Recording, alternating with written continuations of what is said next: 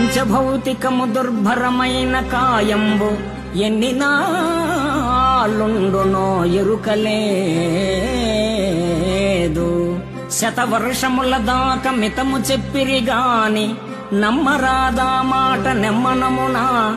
బాల్యమందో మంచి ప్రాయమందో లేక ముదిమియందో లేక ముసలియందో ఊరినో అడవినో ఉదక మధ్యముననో ఎప్పుడో ఏ వేళ ఏ క్షణంబో మరణమే నిశ్చయము.